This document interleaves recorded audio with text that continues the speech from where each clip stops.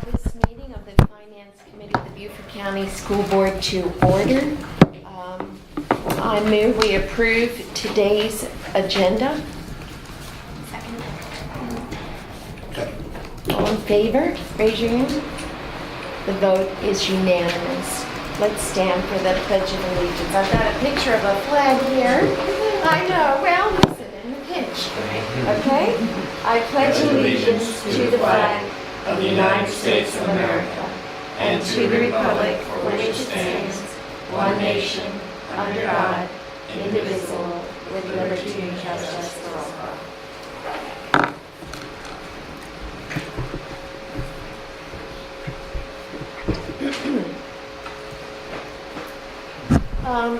There are no public comments this evening.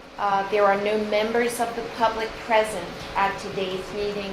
There are no members of the media present. Board members present: William Smith, Tina Glotz, Earl Campbell, and the 3 committee members.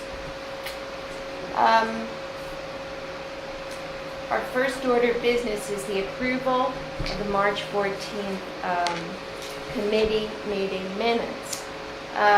I would suggest I move we postpone the approval. There are some changes that I think need to be made to the minutes that are substantive, such as, there are motions, for example, where, let me get in there, give you an example.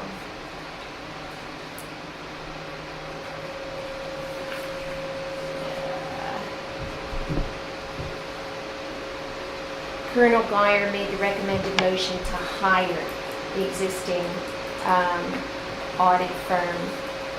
And every motion that we make coming out of committee should say a recommendation. It should be prefaced with a recommendation to the full board, which we did. And so I think we need to include those changes in there. So I move that we postpone the approval of these minutes to our next finance meeting in May. Is there a second? Okay. All in favor? The vote is unanimous.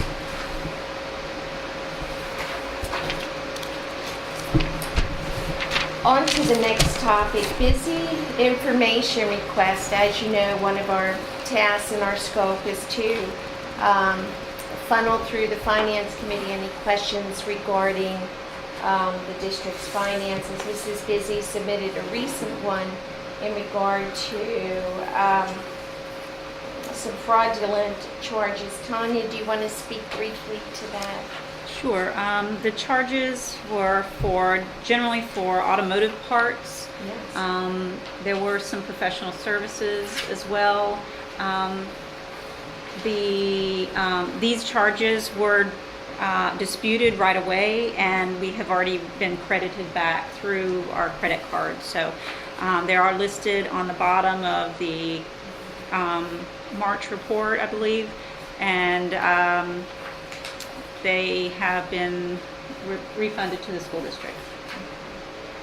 So I'm just going to relay, if I may, one question as a follow-up question that Mrs. Busy had.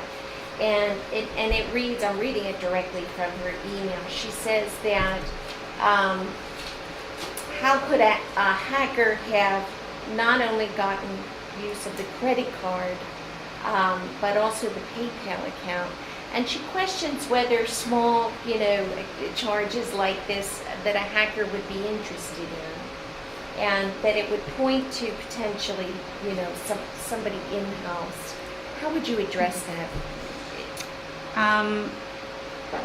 First of all, I think assuming it's in-house is presumptuous. Okay. But we have all kinds of credit card manners in which our hackers are able to get in and use credit cards or to defraud our government, not just through credit cards, but through the form of emails and other things. I can certainly check into, its affiliation with PayPal, but the bottom line is we for us is that we caught it, or that it was disputed, and we received a refund back. So whether it be Bank of America that fines them or our staff that fine them, we're protected. And so those are safeguards that we have in place to make sure that the funds aren't going out. So I can follow up on its affiliation with PayPal, see if I can dig a little deeper to see if the PayPal account was compromised in some way. I'm not aware that we have a PayPal account. In fact, usually in the instances I have been asked if they can use PayPal, we've said no. So that surprises me that it is a PayPal account at all. So we can certainly dig into it a little deeper and see what we find out. Can I make a comment about hacking? Yeah. This is a very common thing that a hacker will do. It will have very innocuous small charges, and then they wait to see a billing cycle. If no one picks up on it, then Katie bar the door. Right. No one's checking, and so this is a common thing for hackers. It's a strategy. Yeah, I was gonna ask the question, but then she made the comment that, or Tanya made the comment that you weren't aware of any PayPal accounts. So that Right. concerns me, just because I know I use PayPal very frequently, and my cards are attached to it. So for it to have that designation, it makes me think that someone has linked their Established. card to a PayPal account. And it looks like Or linked our card to their PayPal account possibly. right. So Yeah, something like that. And I've been hacked on PayPal before, so it does happen. It's just you have to have your card linked to the account. So I think that does definitely need to follow up. And just a reminder that the benefit of clarifying is that so whoever asked the question, they go back, listen to the audio, listen to Ms. Crosby's explanation, and hear it straight from the horse's mouth. So, Tanya, thank you. Anything Yes. else you would like to add to that? No. Okay. But Madam Chair, when we get to the point about future agendas, I'd like to ask for a report on the P-card system as a whole. Yeah. We're going to get to When we that. get to In that. fact, I'm going to carve out a good chunk of the agenda time today to discuss future agenda topics. Okay, moving on to our next topic, the instructional technology audit. Tanya? Yes. So,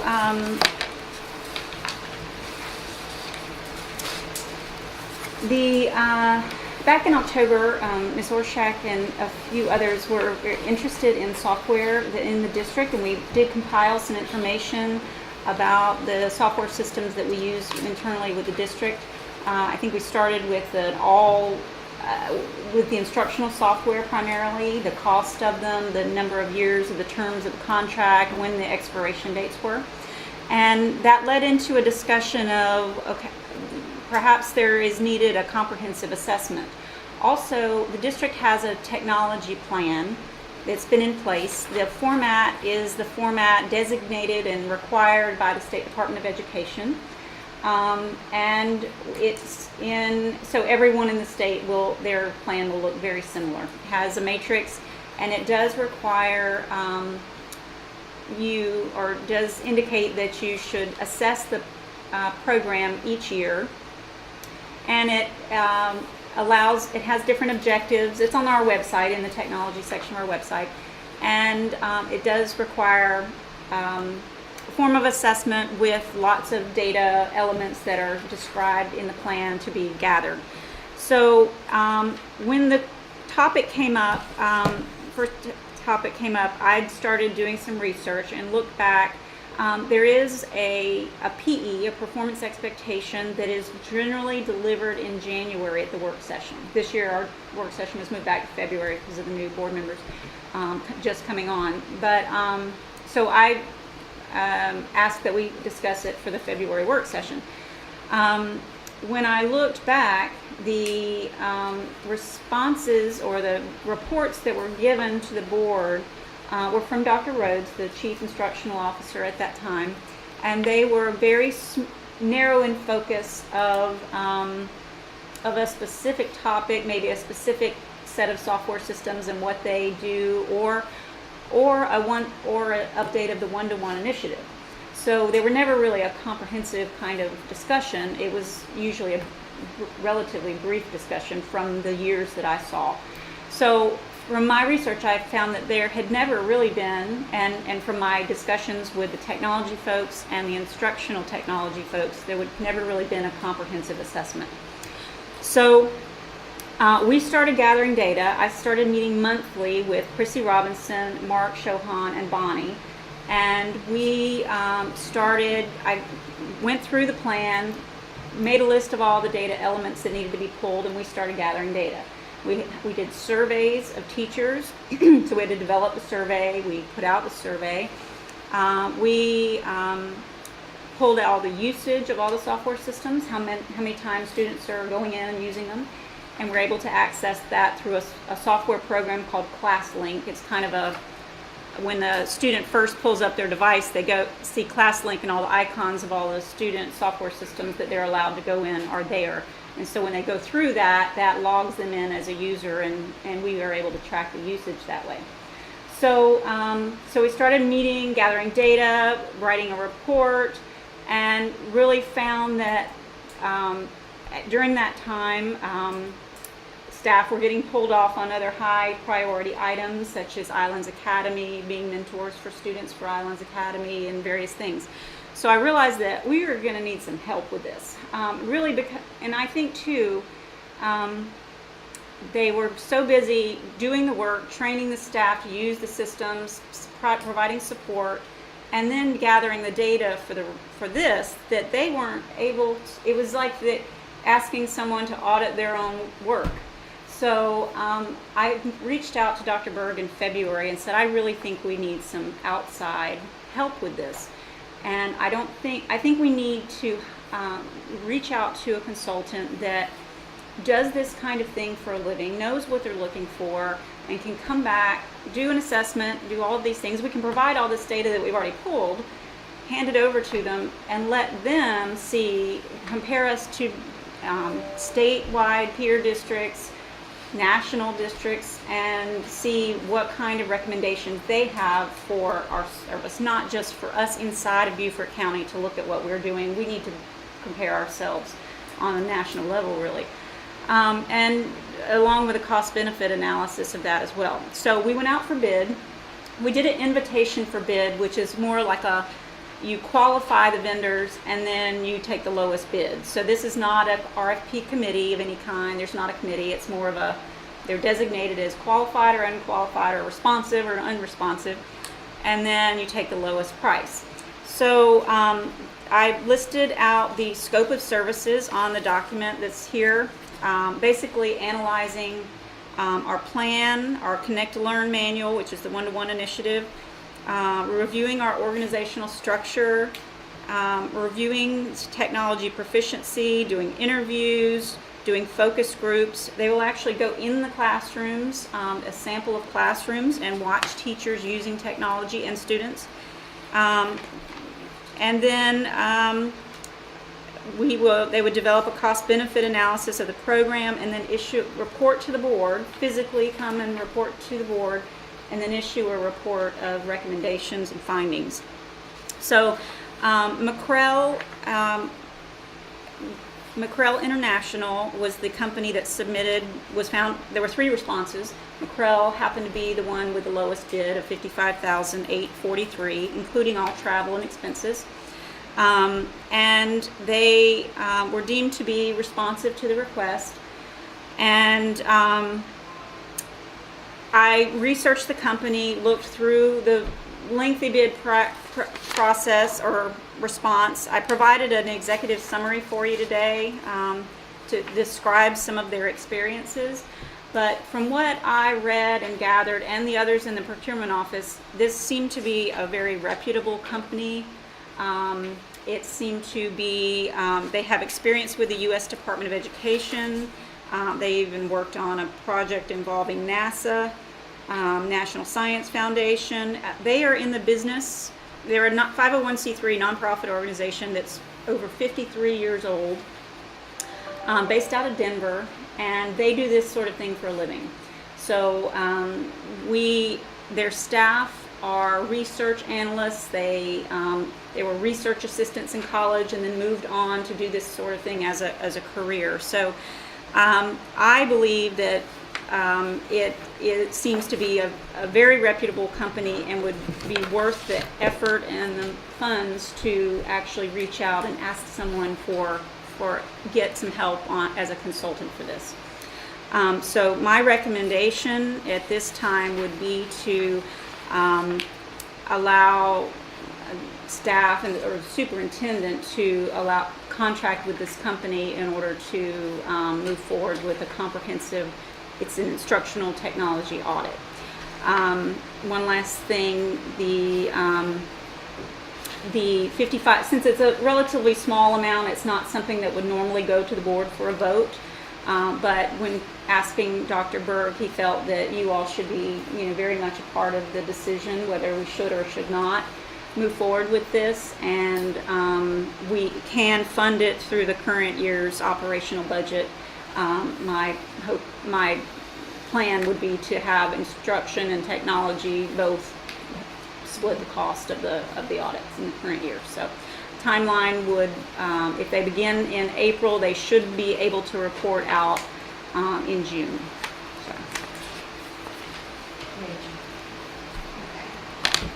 So it's a lot of info, and it's also, 55,000 is a good chunk of change.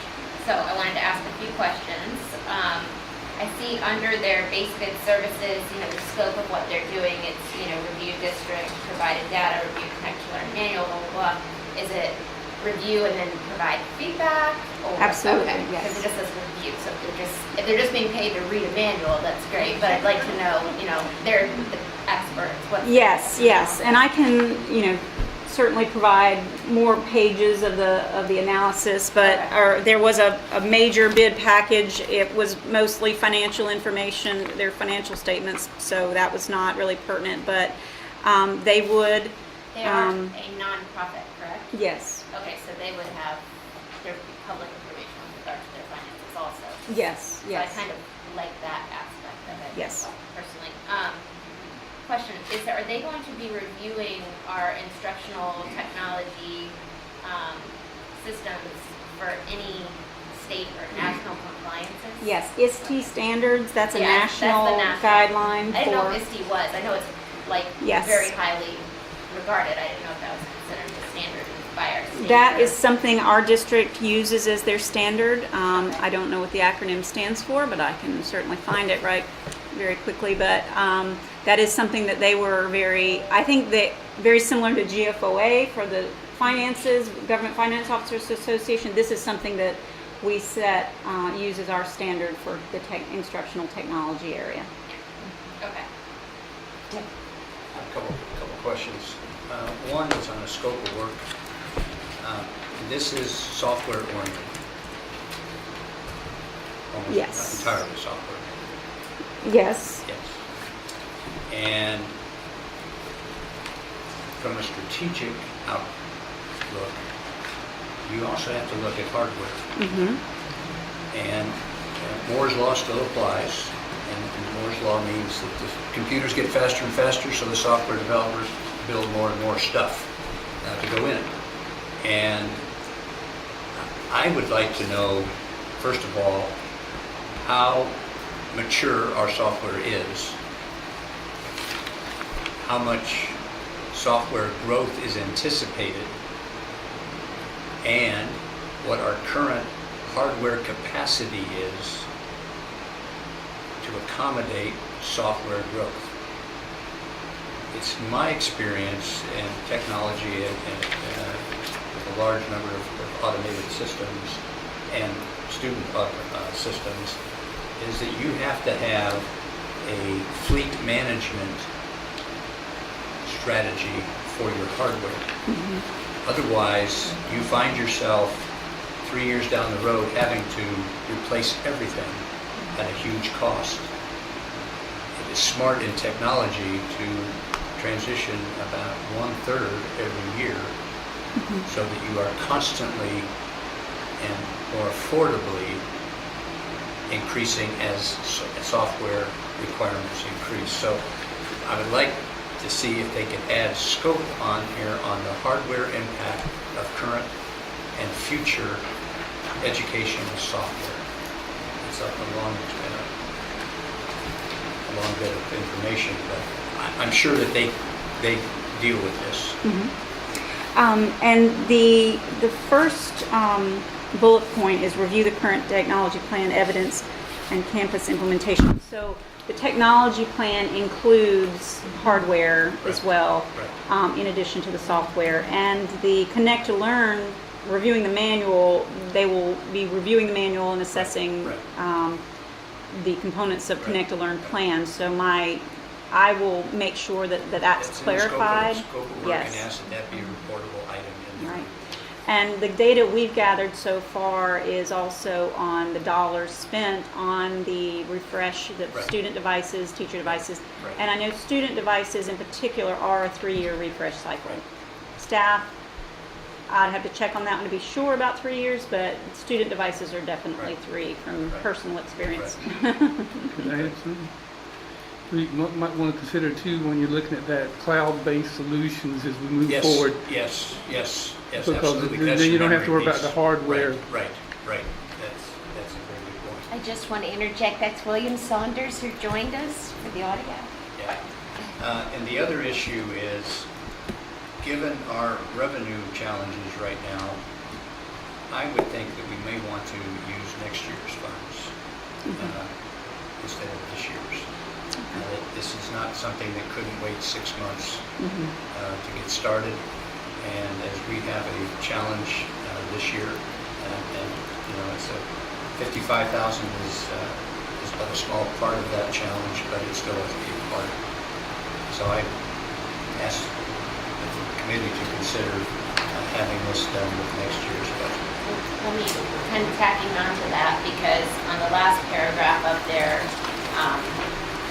of this paperwork, it's talking about, understanding that the technology plan expires June 30th, and they propose to do the first review during the end of the 2018-2019 school year, and then there's, after reviewing the findings and determining what, if any, modifications need to be made, they talk about going through another review process. Now, my first question is the second review process included in that 55,000? It is not. It's Okay. another 50,000. It's another 50,000? Yes. So, going back kind of is another thing to consider when we're thinking about changing the timetable for it.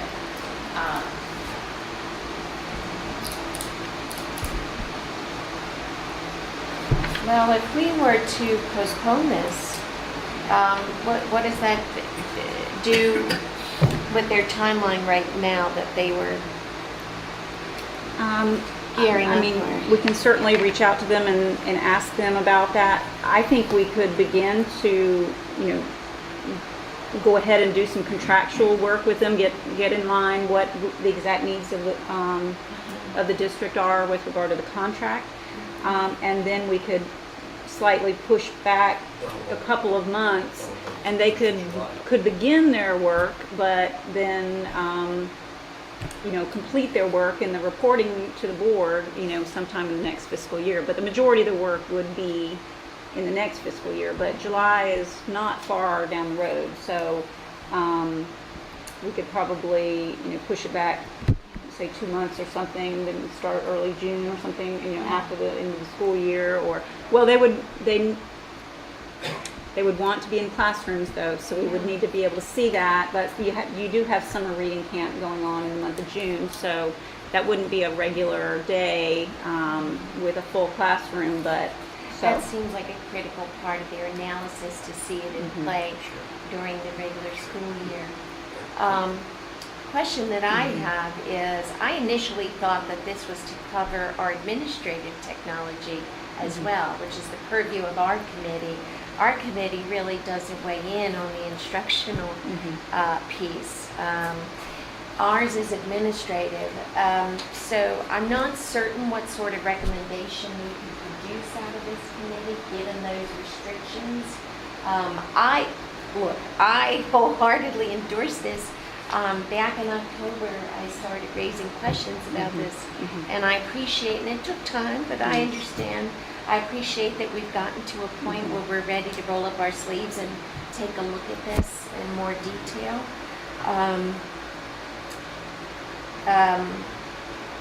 When you came up with the services, did they present you with like a canned package that they do, or did you provide many We specifics? or- Internally came up with the scope of work. So this is all generated by our district? Internal staff, yes. Okay. Yes, we wouldn't, Gotcha. if, we can't really have a vendor develop a Right. scope and then have them bid on it, so it. No, but I it wondered gives if some they weighed conflict. in at all and said, this is what we traditionally do when we come in and we do an analysis, a technology analysis. Did they give you anything like that? They,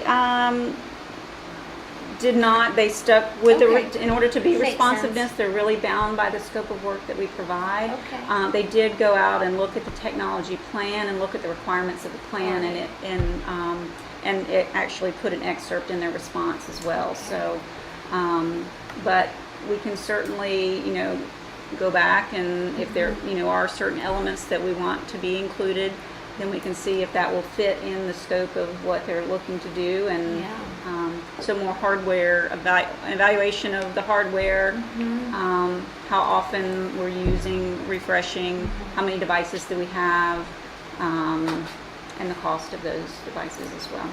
Now, I know that Dick Dyer mentioned earlier at an earlier meeting some questions about Munis and the system that we use. That would not be. And that would not be included in here. Yeah.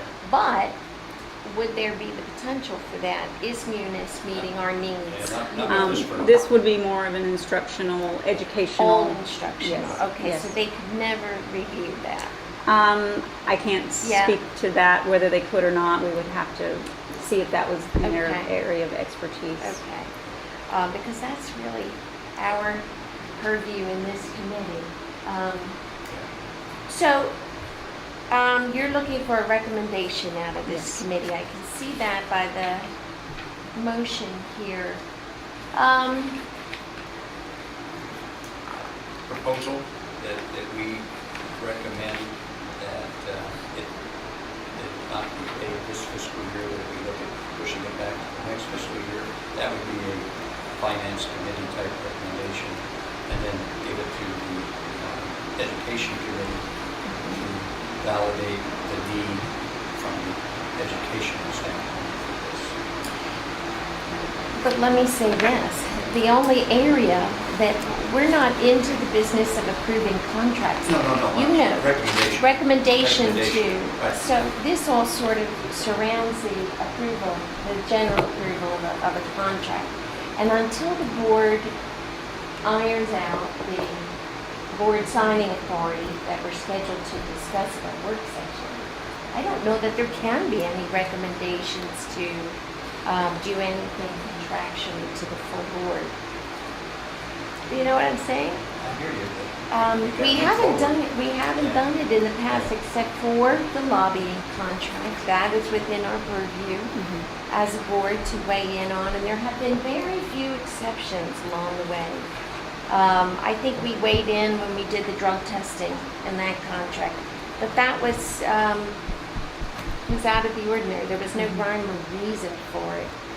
I think we do need, I think we do need to establish a precedent of how these things do process, because like Tanya mentioned, this is the first time really that we've ever been faced with hiring an audit firm for our instructional technology. So it is a new thing. And we should probably have a precedent for how we process these things moving forward. But in the meantime, could we not Proceed. bring this to the academic committee to get their views on the need and what they see as if the scope of work meets the need for the academic piece? And so that we could maybe, when we have the signing authority, we're ready to go with a recommendation to the board, with the two committees giving a recommendation. Well, I don't want to do anything to quash this again. This is long time coming. Right. But we don't, as a committee, our chair and our officers have the ability to redirect something to another committee. We do not. We So- can make a recommendation to the chair. We can make a recommendation to the board. That's all we can do. That is the full extent of our committee's authority. Well, I was going to say, I hear what Ms. Dyer saying, but unfortunately, the academic committee is behind far, and I don't think they have time to tackle this. I know the operations committee right now, we are, maybe we said yesterday about some iPads and some things to see if those things were needed versus wants right now, just because we want to get them for the K through 12 or whatever, the iPads, we need to see was there a real need for them. So I think that moving forward, I don't think that this is something that should go to the academic committee, because right now they're working on the achievement gap, and they have so many stuff right now. I think they're overloaded. In fact, we're also supposed to be working on one half of the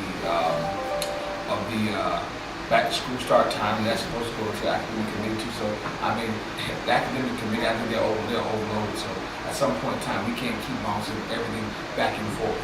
So I think it would be in that point very to this. But they do need to be informed if this committee makes that recommendation, because the results of this audit are going to drastically affect, are going to expect to have instructional implementation. So there will be changes from the instructional side that will be recommended and findings. So that is something to Yes. make sure. So, and I communicate, every time we discuss this topic with Bonnie Allman, so she's aware of where we're at this time. So, well, Well, I was going to say, if that's the case, in this, it sounds like this might need to be a full board decision, or maybe I don't know, maybe a work session item or something, because it's taking a while to get here, and we need to stay focused. And I think that we need to come.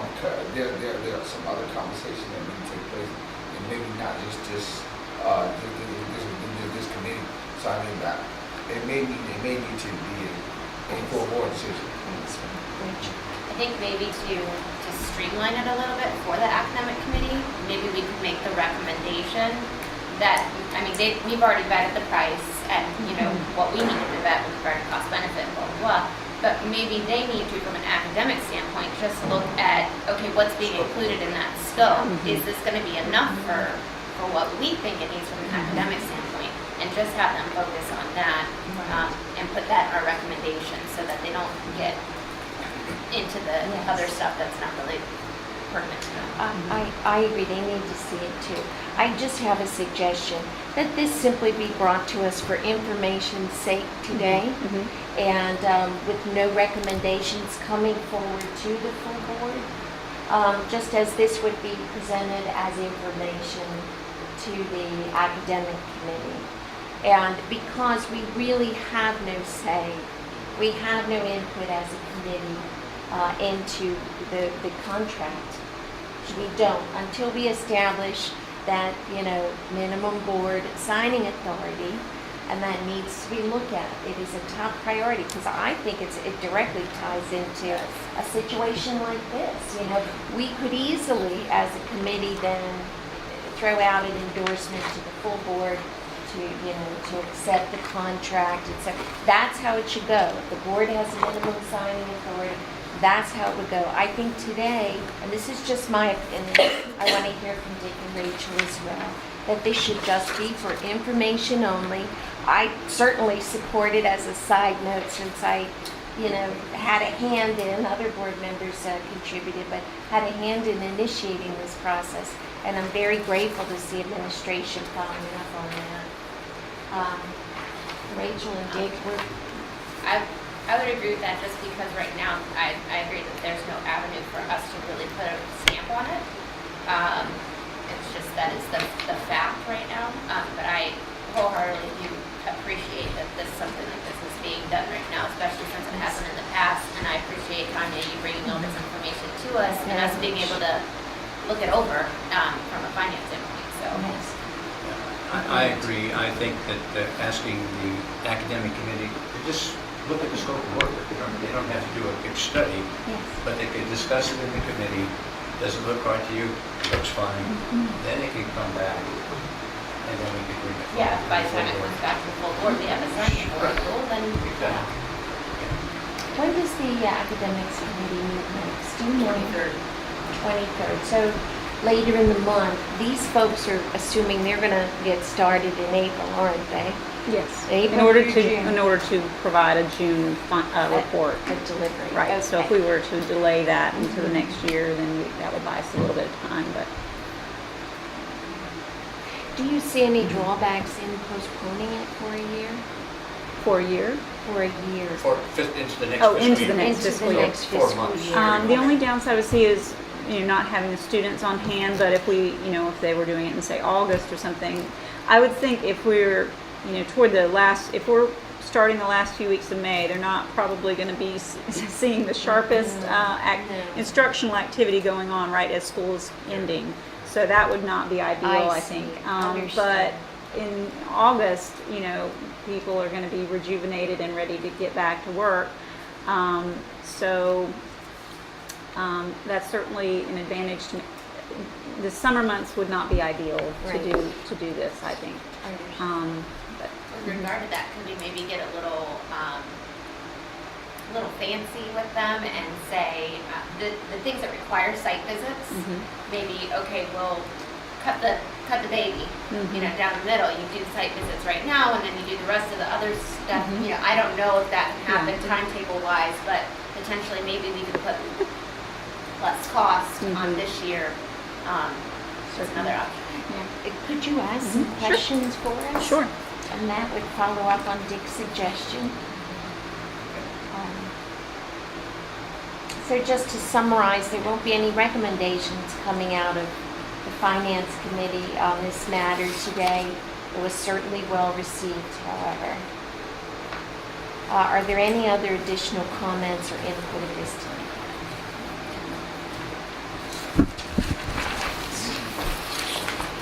Moving right along. My goal is to keep this thing to an hour. Let's see how we get here. Okay. Next topic. This ought to be a rather lengthy discussion, I would imagine, is review of the ESSA report and average teacher salaries. Dick Geyer had proposed this at our first Finance Committee meeting, and we're just getting to it now at our third meeting. Dick, you want to lead the Yeah, it's very charge here? interesting, but I have to look inside the data that you collect and ask you what teachers, are these just certified teachers? These They are are. certified teachers in the classroom. These are not teachers' assistants. No These are not, assistant. pardon me? No assistant. Classroom teachers. Classroom teachers. we excluded guidance counselor, media specialist, Correct. ancillary, who didn't have individual classroom responsibilities. It just, I'm surprised, and the reason I'm surprised is I know that Robert Small's International Academy, which, I'm looking for this one where it is. It's the 1, 2, 3, 4, 5, 6th from the right on the blue. On the blue, they have 12 brand new teachers. Brand new teachers right out of college, which means they are at the base of the salary structure. And yet, they're in the middle of the pack. And so that tells me that everybody in the district roughly has a like percentage of low-cost teachers to bring the average down. Now, they have 54, I believe is what, 54 teachers is what it says they have. Robert Small's, yeah, 54.5 FTE. So, and yet their salary is $49,395, and their average per pupil is $11,977. The cost average, the total average cost per pupil, given they have 714 pupils. So, when you look at that, you say, wow, that tells me that just about everyone has about the same percentage, not the same number, the same percentage of brand new teachers. And Robert Smalls has 1/5 of its teachers being brand new. So that would be kind of a shock to me that we have, but based on the data, that's what I would have to infer. Mhm. I don't, I'm surprised. I'm surprised. For the National Board Supplement, that's $5,000 a year? I think it's 7,500 with the district's 5,000. $2,000. Yeah. I think 20. so. The state gives a 5,000, and the district supplements it with another 2,500. So I think $7,500. Correct. Okay. That's phasing out, so some are a little Yeah. different than that. So That's what I was gonna just make. these sure are that that's included in that. The national, That is included. Yes. it's included in this average salary report, but that amount is not a guaranteed amount every year, and it is phasing out. Mhm. Um, Interesting data. I was surprised to see how close they were around the 50,000 Yeah. mark as well. Yeah.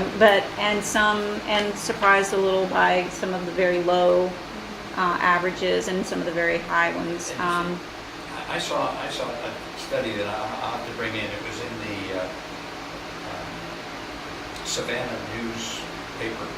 They showed a graph of all the teachers' salary in Georgia, and they showed the Savannah salaries, and then they showed Beaufort County's salaries, and our salaries without the $5,000 supplement was above the Savannah. I was surprised. Wow.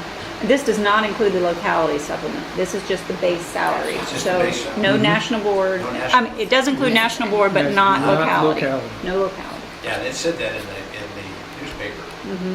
It said, this does not, but in that one that they showed, Mhm. this does not include it, which told me that if we're competing against Savannah, we got Savannah beat. The problem is, Savannah has more affordable housing, and especially teachers here in Hilton Head and so on, trying to find affordable housing. You can find good, affordable, safe, affordable housing in the Savannah metropolitan area much easier than you can find the same kind of housing in our area. But when they go out to these teacher recruiting sessions and they look at salaries for this general area, say, 700-100 mile radius, we are competitive right now. And we're well above. Earl, you know, what's the average salary across the state for the teachers? About 37 to 8. Yeah. Some of them. That's what I heard is about high 30s, low 40s. So even in the state, that's not counting Greenville County, Charleston County, Spartan. They're up even a little higher than we are, I believe. So, did you want to ask about this? Oh, yeah, I was Because gonna we are ask. discussing teacher salaries. Yeah. What is the base, like, first-year teacher, fresh out of college, what is their base salary start at? I believe, I want to say 37. I would have to check I on that. remember, I knew it was. Yeah, 37. yes. Well, I might see it in here. That was 35.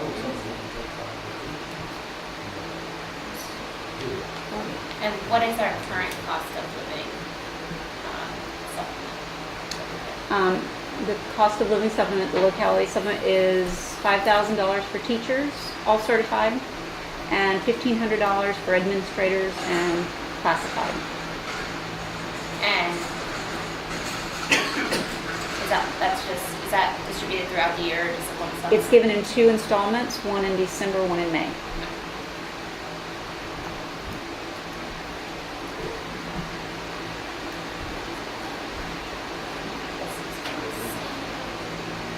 I saw we got a grant for certain teachers. Sarah, there is a Sarah grant, CERRA. It's a Center for Education Research, and we did receive another grant this year. don't have the exact dollar amount, so I want to say 1,600 was or something. Yeah. And it's for certain areas of categories of teachers, high need areas, Vocational, special education, special vocational, education, science, math. Yeah. So, And then looking to the percentage that you provided for the current proposed state level increase, their increases to salaries. So this says salaries and benefits, and it isn't a cost of living. They're not deeming it a cost of living increase. They're just increasing teacher salary. And I've seen it reported 5%, some 4%. So not clear what it is right now in the Senate. Right now, it's 4%. It's 4% that we're on the seeing, Senate yes. bill. So that's what we've included in the proposed budget for now. So, anytime I'm asked to give a cost of living or anything, I always include benefits. So I didn't separate that out because there is a cost of the benefits is generally almost 40 and reaching 50%, 40% for sure. We're providing for, now that is a brand new position as a teacher. This is an increase on an existing person generally, so that would be more in the neighborhood of 30% benefits cost. So about 30% of that is benefits. Yes. Okay.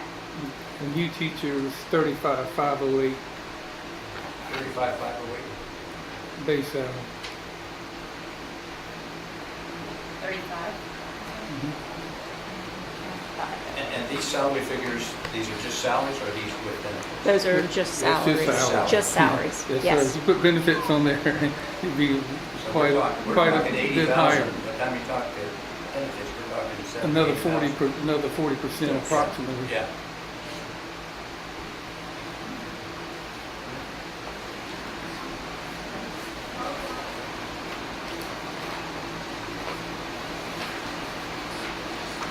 The step increase is also mandated this year, so that's for those that are 0 to 24 years of experience or 23 years would receive a step increase, and that on average is about a 1.5% increase in addition to the cost of living. So I just wanted to point that out. That would be for everyone across the board, including teachers, assistants, and all that as well. The step increase is mandated for teachers. It is not mandated for classified and administrators, but we generally do include the step increase in the budget, in the proposed budget for administrators and classified as well. If we don't, the purpose of going out for a classified salary study or administrator salary study, it kind of unravels the intent of that process. So we do generally try to stay on track with a step increase for those groups as well. You just mentioned an administrator. Several years ago, it's been, I think it's been almost 5 to 7 years ago, we did a classified and administrative salary study. It's been several years, and I don't have the document with me, but I can certainly provide it. Maybe at the work session would be a good point. I did provide it in last year's budget presentation, and it shows the history. I've kept a spreadsheet on the history of all cost of living increases for certified, classified, and administrators. Not only cost of living, but step increases, whether the board approved to include them or we were not able to include them. I have them back 10, 15 years, so I can give a historical look at those. 7 years ago was the last time we did. I would, if I had to guess, it was about 7 years ago, yes. And did that include numbers of how many classified administrative staff? Is this the salary study? Yes. Well, it was done when I was on the board. Okay. So- And it's been, It's been 6 years, so it was, I want to say a year or two when we did it under Dr. Moss.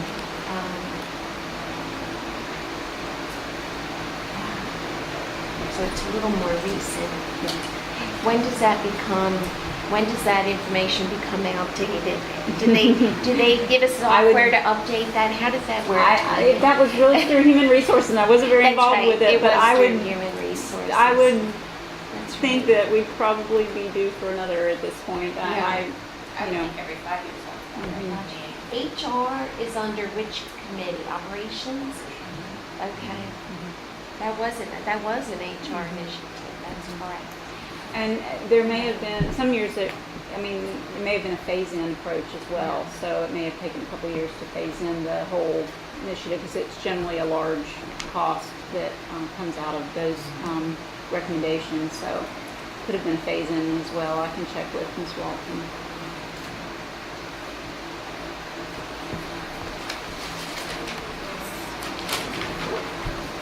One thing I thought was interesting about the salaries, on our minimum salary, the state was mandating, well, they haven't passed it yet, that the minimum was $35,000, but we're already there. So, I mean, I think that says a lot for what we're doing as a district to recruit teachers. It also says on how they allocate monies.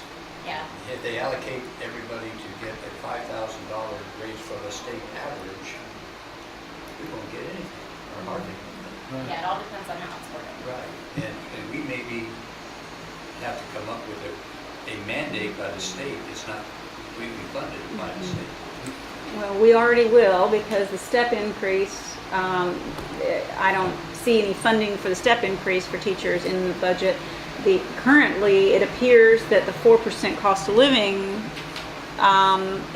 looks to be fully funded or very close, but it's not enough to cover the step as well. So that's already over $1 million right there. So They probably won't fund it next year either. They won't give any additional funding for You can't ever bring the salaries back. Right. So this is something that is a self-licking ice cream cone keeps going. And that minimum salary does not include the locality supplement. So, Yeah, there's a lot of different factors to consider, especially if that national award thing goes away, which that's a lot, that's a chunk of money out of our teachers' pockets. That's a couple months of rent and mortgage, so, Did you want to talk more about Well- what it would cost to cover to match the state's efforts? well, I wanted to get those numbers, just as a starting point, number one, because I was using the 5% figure trying to look at what the state was doing to see how much it would cost us if we were interested in matching it. I think that would do something to make us even more competitive and to help with that cost of living issue that we're obviously facing. But also, through our discussions, and now that, I realized that there was a classified and administrative summary study that was done 6 years ago, that's a part of the nut too. I think that if we're looking at, funds and things like that, I think that study would be pertinent and a part of furthering that conversation. I don't think that we can further that conversation of matching without that. So, yeah. Oh, but I was gonna ask, correct me, but you said that a couple years ago that y'all had that y'all did give, classified a raise, correct? there was a study done. Some received raises, some did not. Right, okay. So not everyone received a Right, raise. and that's my point, because I talked to a lot of classifieds who did not receive a raise, and I got some classifieds who told me that they haven't received a raise in 8 years. There was some controversy that And came that's- out of that yes, study, right, but and that's a problem. You have been working on a job for 8 years and you haven't received a raise. I thought everybody got raises last year. We had cost of living increases last year for Right. classified, I believe 2%. Well, if so, that might be the first, but still, that's just a cost that's just a cost of a raise Right. of increase of cost of living. That's not an actual job rate, as in the district, on their willingly free on their own accord, gave a actual raise. So that's a concern. We have to put our money with our office. I think I do actually have the history. now, Dick, you had mentioned you wanted to calculate the cost per teacher per school divided by students, It's done. and you've got it. Yep. Okay. Is your request completed Yes. at this time? Yes, it is. Very good. Thank you. Okay. I think I do have some information here. Okay, so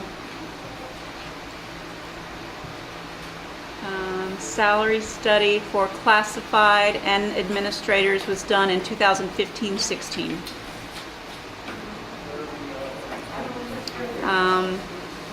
Last year, and the current year, there was a cost of living increase.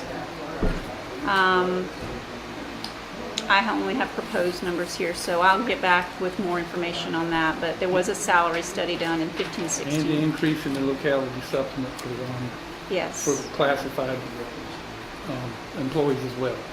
It's an additional $500. Actually, the administrative salary study was done the following year. The classified was done in 15, 16. The administrative was done the following year. It implemented the following year. Going forward, just a side note before we go on, there's probably going to be quite a bit of overlap between the topics we share with the operations committee, and we may want to run some of our topics by the chair to see how the chair would direct certain topics, or the officers as a body if preferred. Because it seems to me that this particular topic equally touches on the finance committee's purview as well as operations, particularly since operations now includes HR.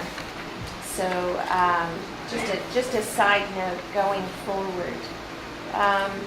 Is there any more discussion on this topic before we move on to the minority report? Anybody? All right. With none expressed, let's move on to the minority report.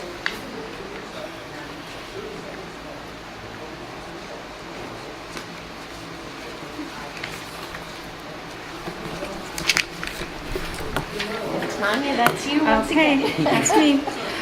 This is the performance expectation 4.5. It's a monitoring report. We do this twice a year, so you may have seen this in the past. This is a requirement of the procurement code. So there is a minority business enterprise reporting. It is not, and it's a goal, but there is not a preference in the procurement code for minorities or women-owned business enterprises, and by state law and following in line with the state procurement code, we are not allowed to issue a preference of any kind, whether it be local businesses or minority or women-owned businesses as well. So a minority women-owned business would be a certified minority. This reporting is for certified, and the goal is for certified minority and women-owned businesses. But there are so few certified businesses in the state of South Carolina that we chose to report both the certified and the uncertified. So we still track it even if it's a woman or minority-owned business enterprise. So this report states that the goal, and we do report, this is for the July through December 31st, 2018 period. The goal is 20% of the controllable budget, and so a controllable budget is a budget that we have discretion over the spending. An example of not having discretion over would be utilities. There are 2 utility companies in Beaufort County. We can't include the $10 million of the budget that we pay in utilities annually.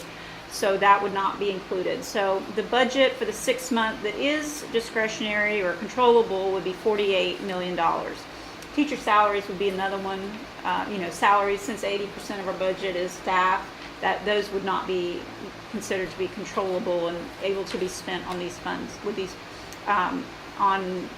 contracts for minority and women-owned businesses.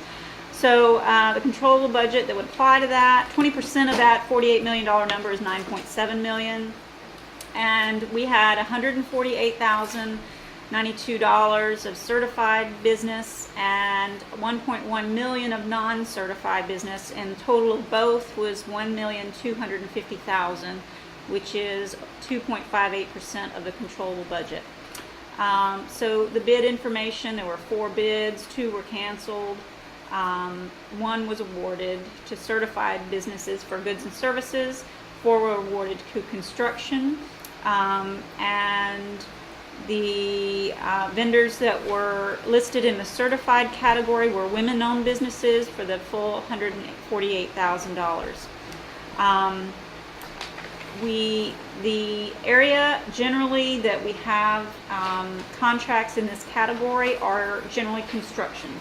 So pre-construction services, electrical, flooring, glass, landscaping, painting, masonry, steel, elevators, solar, and architectural services. So those things. We do also have a few of our contractors, definitely our general contractors, we require as part of our contracts with them, with say Thompson Turner and MBCon, for them to report their minority work as well. So subcontractors, yes. Also, Staples tracks theirs also. So any businesses that Staples purchases with, they will send us information on. So certain vendors do track it of their subcontractors as well. We do require it of construction. So we do go out and do a fair each year, a vendor fair. We encourage vendors to come in. We're advertised at the Black Chamber of Commerce, the Chamber of Commerce, and other, put it in the newspapers. We do advertise, and we connect not only vendors with our staff, but also we invite our general contractors to come to that as well, so that the masons and the electricians and those can connect with the folks with our general contractors. So we do make an effort to have fairs. They aren't very well attended, unfortunately, but I can guarantee if we pass a referendum, these numbers will go up. So the high years of red activity or the years of major construction. So those were the years of May River and River Ridge. So that we're able to meet our goals in years of a large amount of construction. So, yeah. One of the problems I had when I dealt with this issue in previous experience is that you have a lot of small plumbing firms, electrical firms, carpentry work, and so on, that want to be part of this, will bid, in fact, on this, but then you run into problems with bonding and insurance. And I don't know about here, but I assume that you cannot accept a bid if they're not bonded and insured, correct?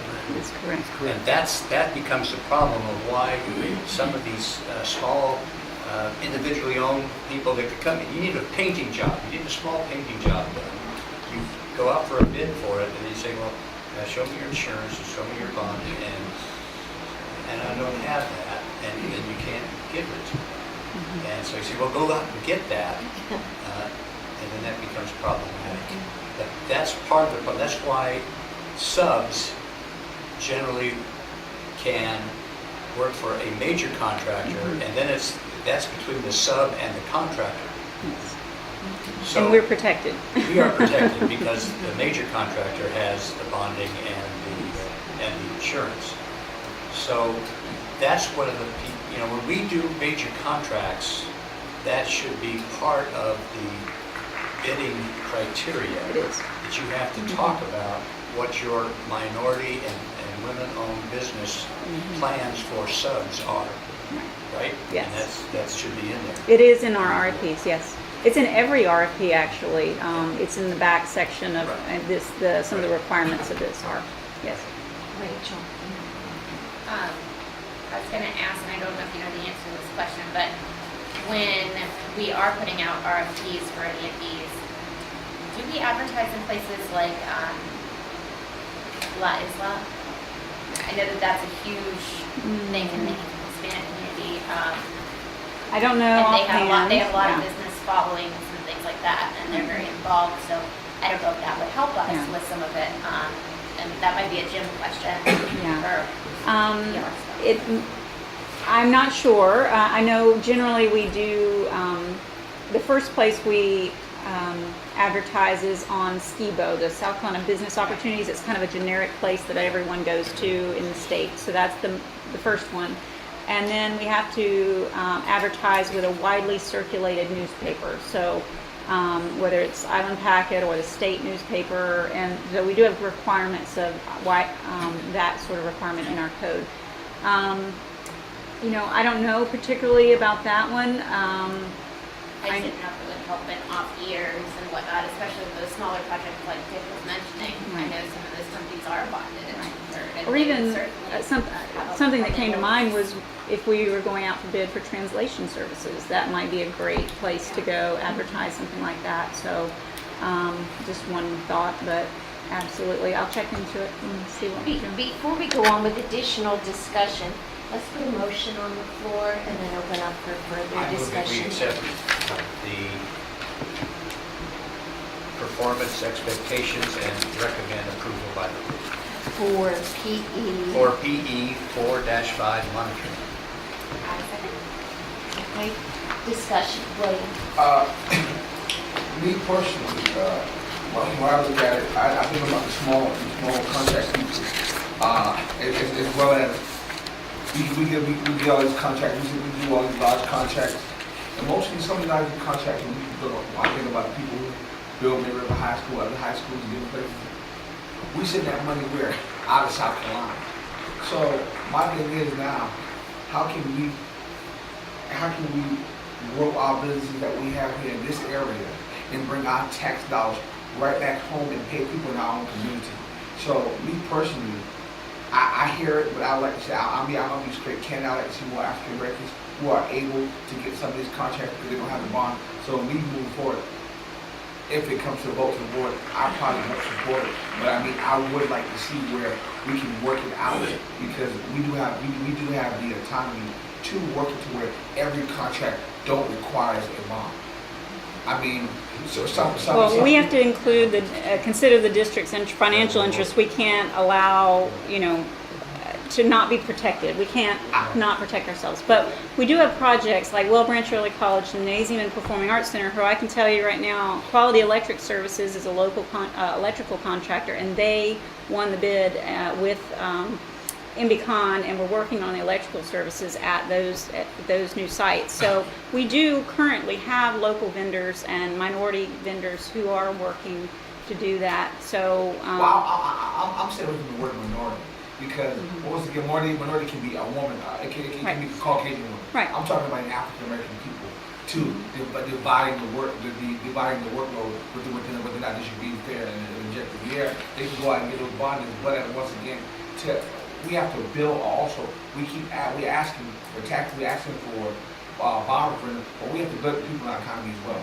So I mean, we just can't keep asking. At what point do we been? Thank you. So I mean, that's just my take on it. Earl,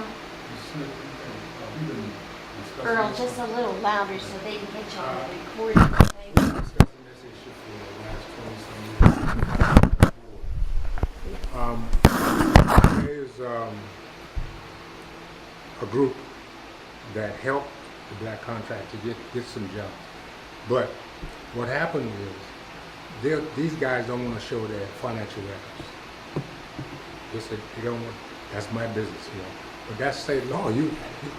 That's a problem. That's right. You cannot get one. Now, if they want a part of this, tell them to get in touch with Steve Green. He works with Robert Audie. Okay, and they get some of it. But that's it. I'm sure that's probably back in there, but I'm sure there's people out there now who will be willing to show it and get it done the right way. The most thing when people approach me is the bonding things and different things and saying that one guy told me that he did go get the bond and he still didn't get the contract. So that's something moving forward to that we would have to look into. Yeah, but that's what I'm saying is. I get what you're saying. It's very hard if you don't want to show your financial records, and because that's state law now. If you want to get bonded, you got to show everything. Now military is a lot different. You can get a contract with anybody, Right. But what I'm saying is, and when they have the meetings, half of those guys don't show up. I mean, once again, Mr. Campbell, I understand that, but I'm talking about. Yeah. Okay, I'm talking about my experience, and I haven't had a chance to experience that yet. So, yeah. I know that Beaufort County government, Health Net government, they provide their RFPs and everything on their website. I just quickly quickly look. Can you tell me if we have it on our website or Yes, not? we do. We do. Would you forward It's it? under community and bids and awards. Okay, I clicked on public information, so that was not where I was looking. So maybe also we should make it a lot more prominent on our website, because I know a lot of those contractors, you know, if they're gonna be in the area, they're going right to the district websites and looking there.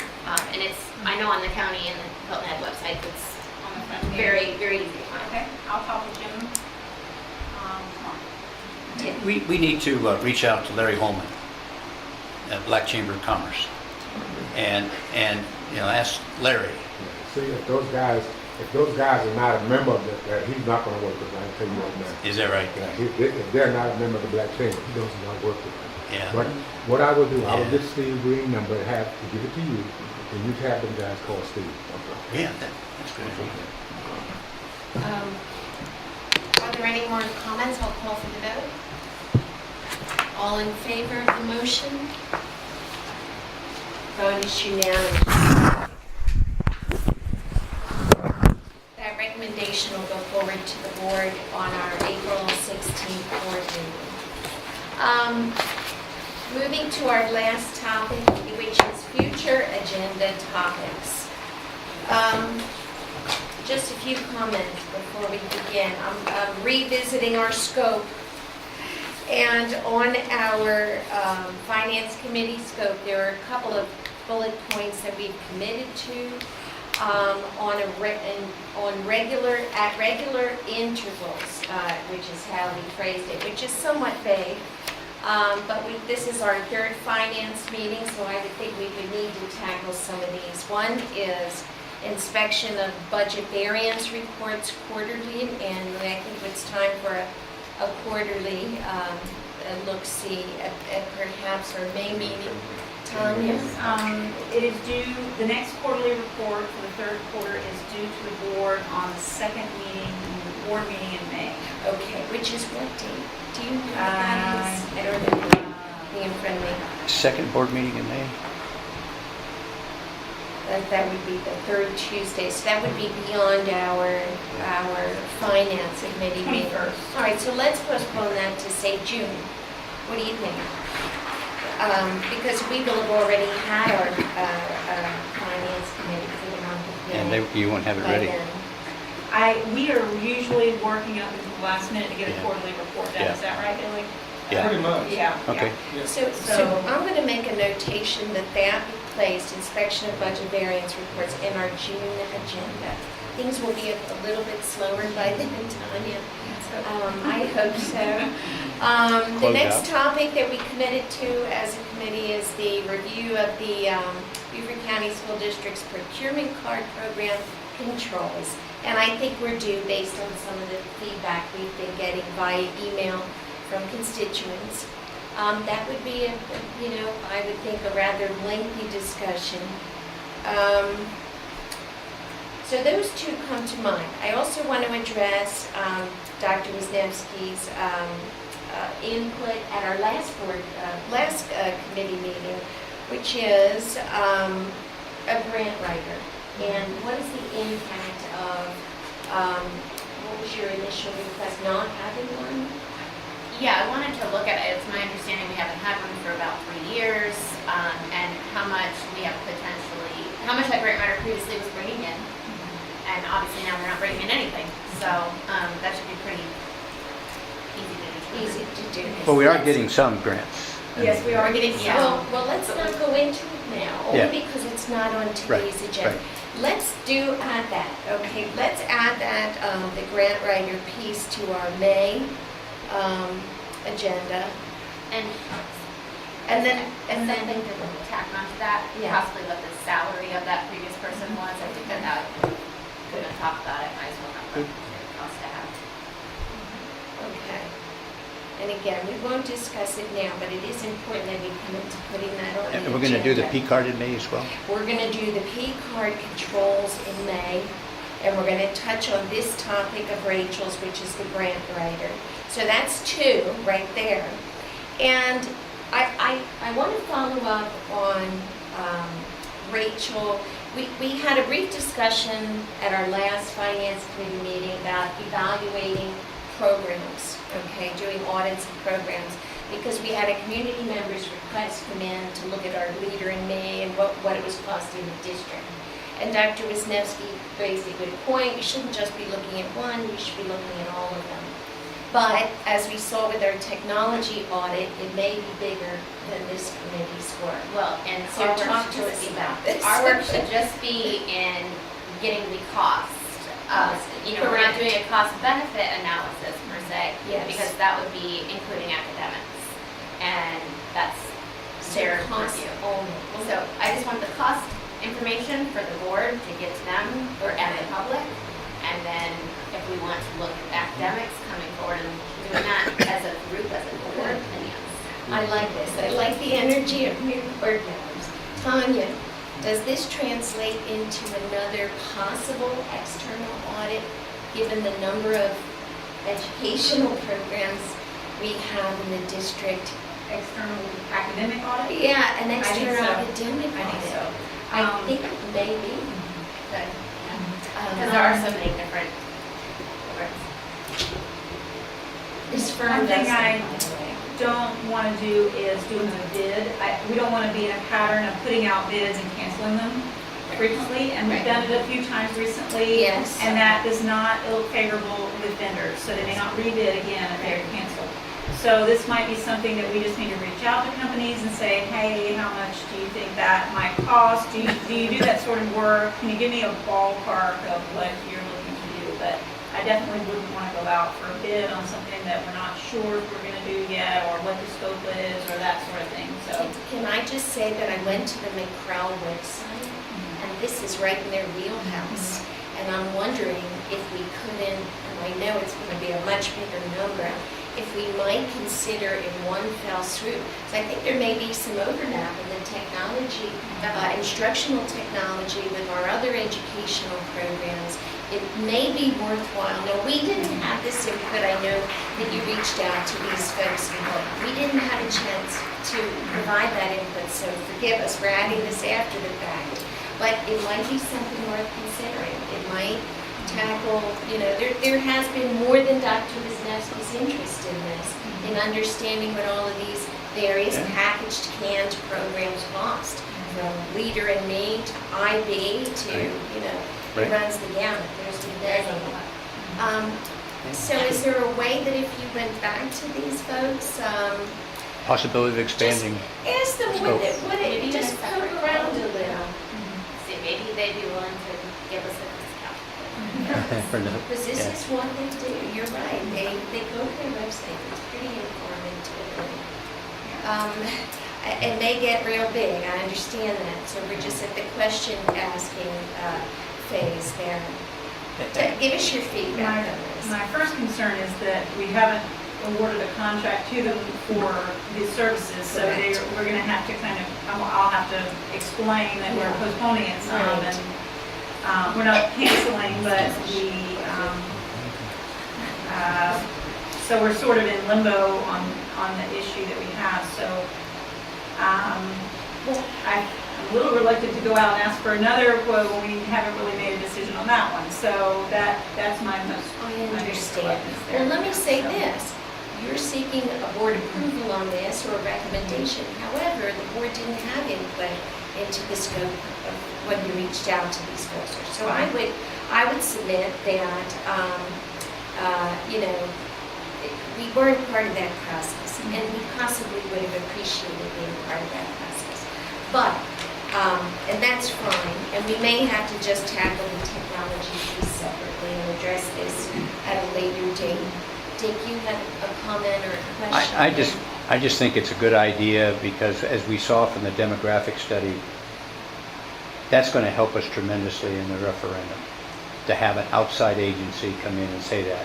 And having an outside agency take a look at all our different education programs, IB and Leader in Me and all this other, really helps us deal with our constituents that are constantly asking about, well, whose idea was that, and why were you doing that, and so on, so on. PR piece, yeah. in that regard. Right. Yeah. And then to maybe minimize the cost that it may cost an external firm. We got the information on Leader and Me. So obviously we're able to get some information on what it costs us for the programs. So maybe starting now, start getting that ready with the idea that maybe we are going to move forward with an external firm to review all of it. If we have that information, we're already partially down the road, and maybe it would lessen the cost of their analysis. I could certainly reach out or consult with procurement office to see, but I would need some sort of direction as to a scope if I were to ask sort of a ballpark. So I don't know exactly what you're looking for. If you develop some sort of scope or bullet points of what you're looking to do or to assess and what programs or we would need to do. So I would have an idea of what to ask for really. Right. This slows the whole process of the timeline. We may have to do this in 2 separate pieces. It seems a shame that we would forego this potential savings we might have had instead of 2 separate, one combined. The only thing I would just say is going forward, because this sort of thing, this idea to do an audit of technology was generated by the board, maybe just in the future collaborate with the board for input as to what might be, something of interest to the board if we're going to go out to the study. I know this is under your purview to do this, but it was based on a board request. So if we can do that in the future, maybe we can provide more input as to what might be included in that. So Rachel, where do you want to go with this? You brought this forward, and I'm going to honor your request. So I think that, if we're not quite yet to a point to hiring an external firm, which I think that is something that we should do and collaborate potentially full board academic to determine what the scope will be. I think that it's important for us to start data gathering and keep that ball moving. I don't think that we should just stagnate on it, So, per our last conversation at the finance committee, we were gonna pull out one program and look at it. At a Have we time. abandoned that, or are we going to? No, that's still fine. I think that keeps it going, keeps it moving. And then I think that we can maybe present as an agenda topic at Christmas Eve. yeah. So what do you want on our main agenda to follow up with your request? Your Where initial do we request start was with? to look at our 3 IB programs and their cost. Yeah, let's Primary just- years program, the middle years program, and the diploma program. Yeah, Their let's cost. just get a report on the cost of those and I provided that by email. All of it. No, I don't have it broken down between primary, now I have it by school location. So the only cost data I have is IB in general and what IB in locations general. do we have spending for. And, All right. okay. So, do you want me to add that as a topic in May for discussion? Because you may have follow-up questions, et cetera, et cetera. Yeah, let's go ahead and We'll add an IB programs plural discussion based on the docs that Tanya gave us. Okay, yeah, good start. All right, is there any other requests, Dick? I just want us to be sensitive to the fact that we have budget development going Yes. on right now, and that's a lot of work. And then we will have closeout, which is a lot of work. And so we have to be cognizant of our requests for information from the finance folks during this time. And we're going to have a considerable discussion about the budget at our work session, and there's going to be some work coming out of that as well. So we just need to be sensitive, I think, to that. So just to review, we have our IB programs in May, we have our procurement clerk controls in May. Did I miss any? The grant writer. The grant writer, okay. That's going to be it, unless Tanya brings something time sensitive to us. We're going to keep it simple, a little over the hour mark, but I'm going to try to shoot for that each time. Our next meeting will be at the district office, second Thursday in May. If there's no other business today, can I have a motion to adjourn? So moved? Second. All in favor of adjournment? The motion is unanimous. All right.